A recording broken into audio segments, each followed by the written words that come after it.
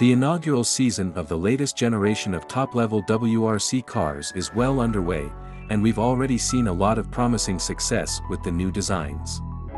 While the Rally1 cars look relatively similar to those used from 2017 through 2021, the new technical regulations have dictated significant aero changes, which are meant to cut costs and reduce speeds. The previous generation of WRC car was by far the fastest to ever hit the rally stages, which ultimately came down to aerodynamics, allowing the cars to go through corners at mind-boggling speeds. When creating the new regulations, the FIA was focused on a few things: reducing costs to help attract more manufacturers, reducing the speeds, which they thought had gotten out of hand, and finally, making it all fit around the new safety cell and hybrid system that the teams are now required to use. Follow along as we break down the new regulations. First, let's talk about parts that the FIA has banned on the Rally1 cars. The first part that will make the most significant reduction in downforce is the rear diffuser. For those of you who don't know, diffusers on rally cars, or any type of race car for that matter, are used to control the airflow as it comes from beneath the car. It helps reduce the turbulence and drag behind the car, which increases downforce and grip to the rear wheels. The last generation of WRC cars all featured a massive diffuser that was integrated into the rear bumper. But with Rally1, the diffusers are gone, and with it, valuable downforce. To help compensate for this, the FIA has allowed teams to add an 8-degree angle to the rear underbody protection from the rear differential to the bumper. The Rally1 cars are also required to have a flat floor between the front bumper and center of the rear wheels, which doesn't allow teams to manipulate the air traveling under the car. However, they are allowed to add vents for cooling. The FIA has also banned the use of Fender Vents and louvers. Teams added these openings to the back of the front and rear fenders on the previous generation. They are used to more efficiently remove hot turbulent air from the wheels and brakes because sending that under or to the sides of the car would negatively affect the downforce created by other parts like the rear diffuser. The louvers are added to the openings to help direct the air in a specific direction, typically upwards. Teams are still allowed to use cooling ducts in bumpers and wheel arches. The only limitation is that the tire must not be visible through the openings.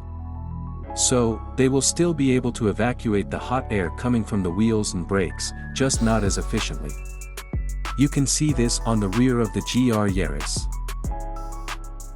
Another prominent feature you'll notice on the Rally1 cars is the side vents on the rear doors and quarter panels, which aren't for improved aerodynamics. They actually do the opposite by increasing drag, but they are a crucial part of the new cars.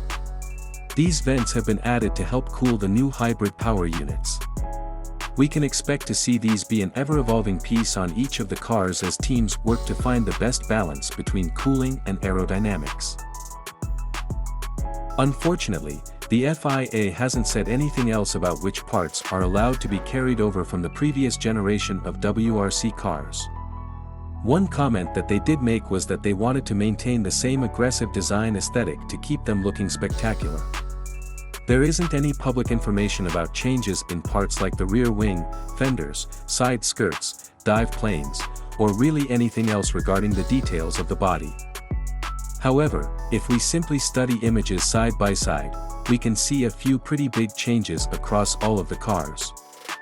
The first notable difference is on the front bumper. The Rally1 cars have a single dive plane that is integrated into the bumper. The previous generation featured multiple dive planes that were added to the base shape of the bumper. However, on the Rally1 cars, we can see that there is only one dive plane and it has been integrated into the bumper, essentially making everything one piece. Another feature that we saw teams continually modifying on the WRC cars was the detailed shape of the dive planes. They added pieces like vertical fences that helped direct airflow up and over the fender, and in 2021, some played with adding serrations to the dive planes and fences. The most obvious use of these was on the Hyundai and Toyota. Both of those features have been scrapped on the new cars. As we move backward to the fenders, we see another feature missing. The winglets that teams added above the wheel arches to help give a little more downforce and grip to the front wheels. Those have been replaced with smooth body panels. By the end of the 2017 generation of cars, they all featured massive wheel arches over the front and rear wheels. Teams were even allowed to fully integrate the shape of the wheel arch into the rear bumper. When we look at the rear of the Rally1, we can see that this is drastically different. The hard 90-degree angle on the corners is gone, and when you look at the FIA's maximum dimensions diagram, it shows that the corners of the car must have a constant curve on both the front and the rear bumpers. Plus, the rear bumpers need to have a specific shape, which we can clearly see on the Hyundai. Probably the most noticeable piece of aerodynamics is the rear wing, which has become larger and more intricate over the last couple of decades. The Rally1 rear wing is no exception to the size, but they seem to be a bit more simplified compared to the wings on the 2021 cars. The Ford and Hyundai Rally1 cars both feature a much simpler square shape with fewer vertical stabilizers but still have large end plates, whereas the Toyota has maintained a similar overall shape, minus the end plates and a few fancy bits here and there. It's safe to say that the FIA wanted to see a simpler design for the rear wings, most likely to reduce costs, since the cost of a WRC wing was rumored to have been more than €25,000. The theme we see across all of the aero changes is simplicity. Some of the highest costs for the 2017 cars came down to the body and trick aero parts that were added through their lifespan. While the Rally1 cars still look spectacular and aggressive, they are far less functional when it comes to aerodynamics, and they aren't going to produce the insane downforce we saw with the final generation of WRC cars. Let us know what you think about the new aero in the comments below. And don't forget to subscribe to see more in-depth videos about Rally.